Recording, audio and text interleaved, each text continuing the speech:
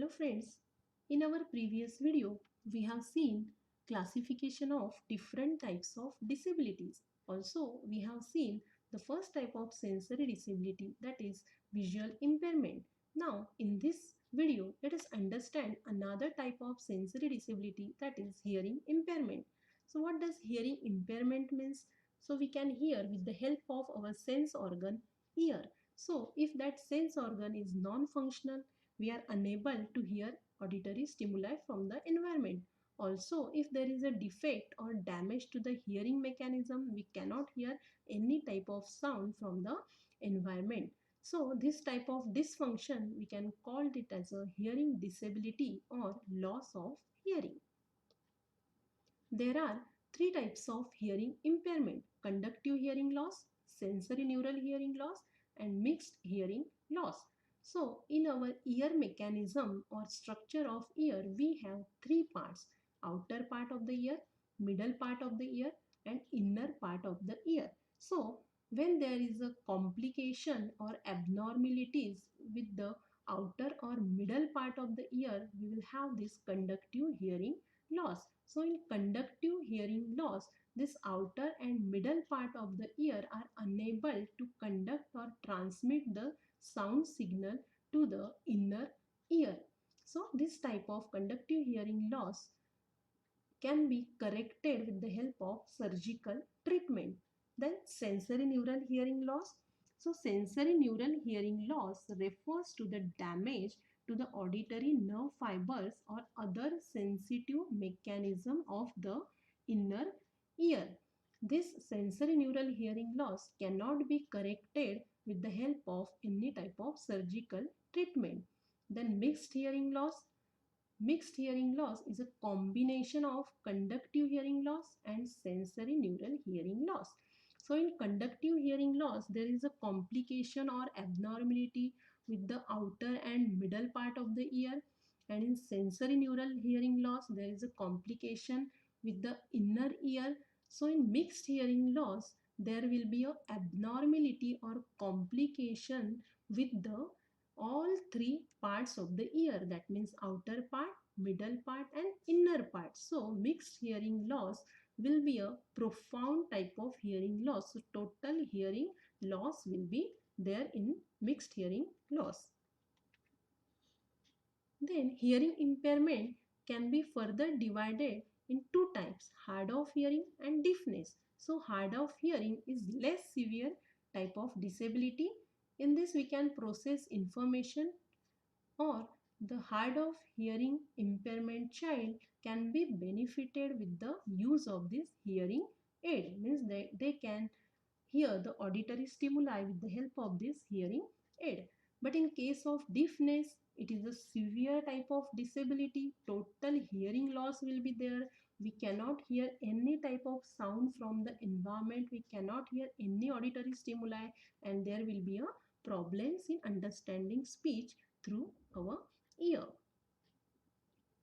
According to Federal Individuals with Disabilities Education Act 1990, deafness means a hearing impairment that is so severe that the child is impaired in processing linguistic information through hearing with or without amplification, that adversely affect a child's educational performance. So deafness is a profound type of hearing loss. We cannot hear any type of sound from the environment.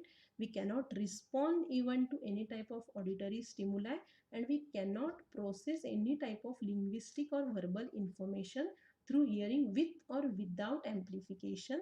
And obviously it is going to affect a child's educational performance or academic achievement or academic performance. Again, we can bifurcate this hearing impairment in different ranges, that means mild to profound. So in mild hearing impairment, problems in understanding speech if there is noisy surroundings. In moderate type of hearing impairment, unable to clearly hear the loud noises and needs hearing aids. Then in profound hearing impairment, there is a difficulty to perceive any type of sound from the environment. So it is total hearing loss, or we can call it as a deafness. We can understand this with the help of this table. So here there is a degree of hearing, different levels of hearing impairment, then decibels, range of hearing impairment, and characteristics. So normal degree of hearing, it ranges from 0 to 25 dB. So this decibels or dB, it is a unit of relative loudness of a sound. So in normal degree of hearing, no significant difficulty with faint speech. Then slight degree of hearing, 26 dB to 40 dB, difficulty only with faint speech. Mild level of impairment, it ranges from 41 to 55 dB, understands face-to-face speech and conversation at 3 to 5 feet.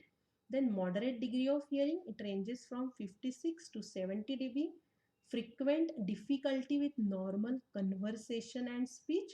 So hearing aid is necessary for this moderate degree of hearing loss.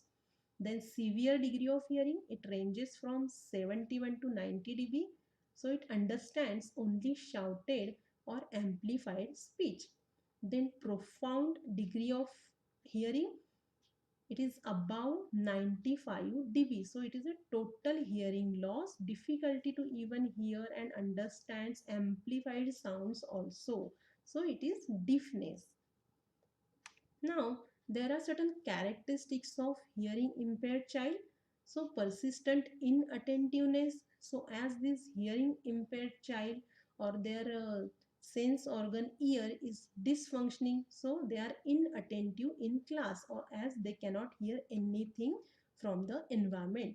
Then more awareness of action than the sound, extremely watchful of lip reading, so as they cannot understand anything whatever teacher is speaking, so they tend to watch the lip reading, or they read the lips of the teacher. Then turns head to one side in an effort to hear, so they are facing problems in hearing anything, so they are trying to hear something, so for hearing they are turning their head to one side and making an effort to hear. Difficulty in following verbal directions. So as in every classrooms we are following these verbal directions, and this verbal directions is the disadvantage of this hearing impaired child. They cannot follow these verbal directions, so they face difficulty in following these verbal directions. Then their speech will be monotonous, as they cannot understand whatever is speaking from the other side. They don't have the vocabulary with them, so their voice will be in a monotonous type. Also, there is a difficulty in articulation, means they cannot express themselves, they cannot use words, as they cannot hear the words, they don't have vocabulary with them. They are facing problem with language development, so they are also facing difficulty in expressing themselves or articulating themselves. Then language and speech development problem will be there. Then, as this hearing impaired child are not able to hear any auditory stimuli from the environment, they are unable to the teaching of the teacher, so their intellectual ability or their intellectual development is less than that of normal child. So in a way their academic achievement performance is also a less. Hearing impaired children are, we can say, impaired or retarded in intellectual tasks. They can follow or they can achieve, or their performance will be better in non-verbal type of task, but their performance is very low in the verbal type of task. Also, this hearing impaired child faces problem in the social adjustment. They are maladjusted in the society, as in society or while living in the society communication is must. So as this hearing impaired child facing problems in communicating, as they cannot hear anything from the other side, they cannot hear any auditory stimuli, so they don't have vocabulary with them, so they are facing linguistic difficulties. Their language development is very less as that of normal child. So their social adjustment is also a maladjusted, or they cannot they are socially handicapped. Also, because of this socially handicapped, low academic achievement, low intellectual ability, they are facing some psychological problems also. They are feeling inferiority complex, their confidence level is very less, they are facing some emotional problems, they are getting isolated from the society as they are not communicating with the society, and it affects in a way with the personality development of this hearing impaired child. Then in our class we are having number of students. Then from this number of students, how to identify this hearing impaired child? So here are some symptoms or identification uh, uh, points for this hearing impaired child. So this hearing impaired child, often there is a frequent ear aches, some type of fluid is discharging from their ear, always they are facing problem of this cold and sore throats, lack of equilibrium, they don't have physical and emotional balance with them, inconsistency in following directions, obviously as they cannot hear anything, so they cannot follow the verbal directions or verbal instructions from the teacher, so there is an inconsistency. Always they are asking what, means they are trying to achieve whatever teacher is going to tell, but they are not able to hear any auditory stimuli, so they are asking always what. Then they are observing the lip movement of the teacher, as they cannot understand anything, they cannot hear anything, they cannot respond any type of situation, so they are likely to observe the lip movement of the particular person. Then there is a speech defects in hearing impaired child. Then they are having limited vocabulary, as they are not having they cannot hear anything from the environment, from the society, so the limited words are there in their vocabulary. They are paying less attention in the class, they are restless and they are lazy, as they are not attentive in class, and they use earphones. Then undeveloped language, so their language, as their vocabulary is limited, so their language development is also less than that of normal child, and often they are using earphones in their ears. So as a teacher, we can use certain type of instructional strategies for this hearing impaired child. So we can use combined visual presentation with oral materials. Means in our classrooms, we have this only oral teaching or traditional method of teaching. We are not using any multi-sensory approach in the classrooms. So for this hearing impaired child, we should use visual presentation with the oral materials, so that this visual impaired child can understand better and their problems can be solved. Use handouts for these children, as the children can see, they can use their other sensory organ, so teacher can use handouts and visual aids to teach such type of child. Focus on pupils attention, so as this hearing impaired child cannot hear anything, so they are inattentive in the class, so it's a teacher's duty to make attentive these students. Then make summary presentation, so as this visual impaired hearing impaired child cannot hear anything, they are inattentive in class, so they throughout the lecture what teacher taught they cannot understand, so at the end of the uh, lecture, teacher can make a summary presentation of whatever content she taught in that particular class. She can use transition sentences, means as they cannot hear anything, or the mild or moderate level of hearing impaired child, they can also not understand whatever teacher is teaching, so teacher can use transition or small simple sentences while teaching the concept. And use short and clear verbalization, the communication of teacher should be clear.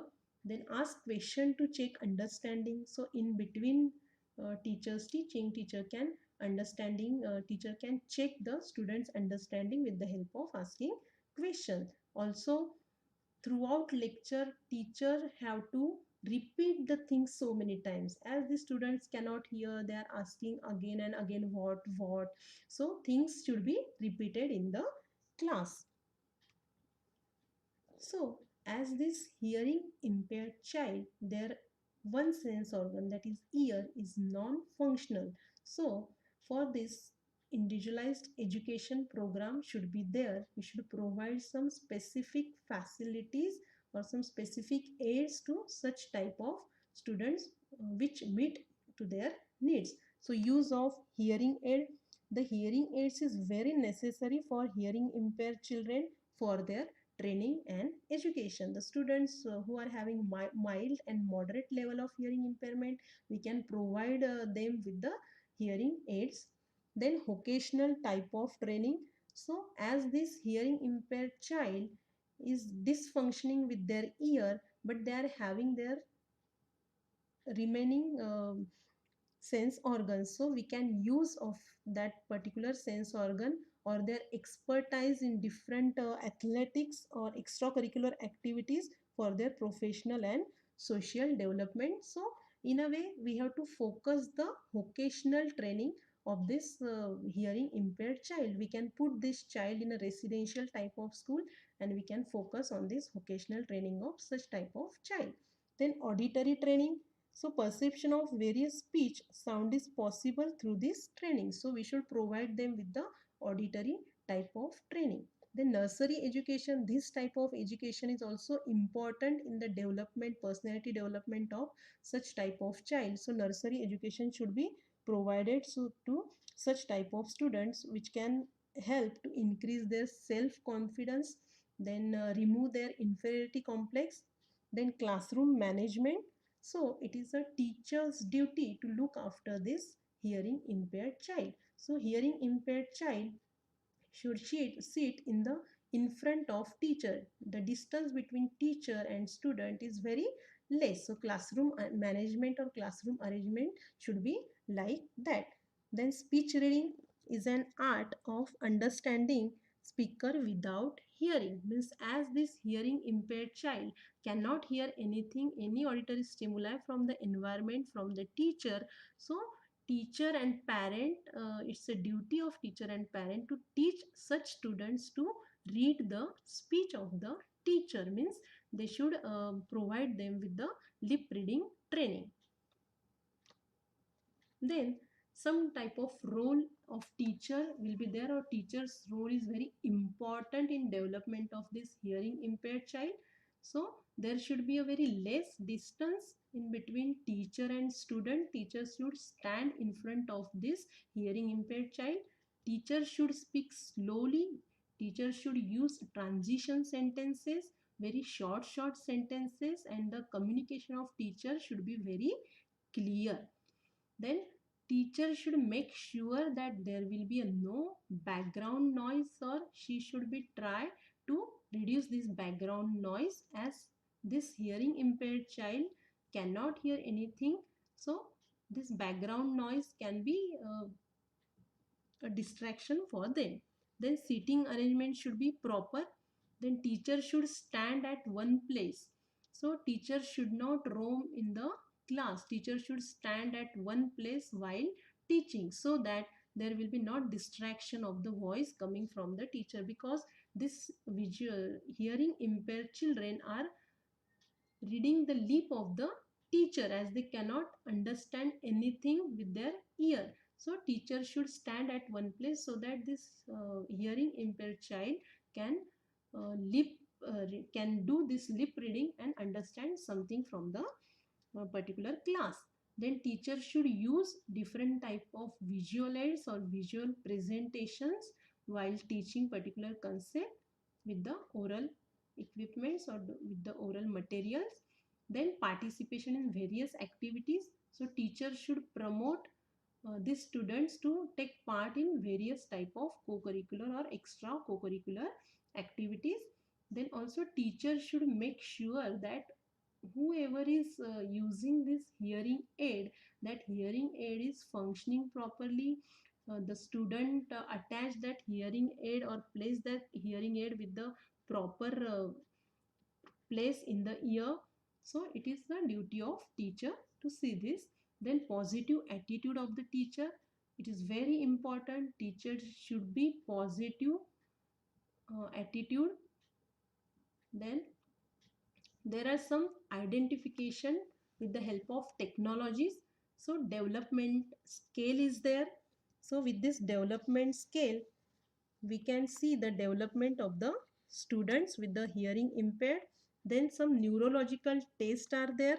With this neurological test, we can see the neurological dysfunction in the hearing impaired child. Then medical examination of the children. So by this technique, a physician takes a general medical history of that particular child and examine medically. Then case study of child. So in this case study of child, a doctor must be having some health history of that particular child, developmental history, then family history of that particular child. Then systematic observation of the child's behavior.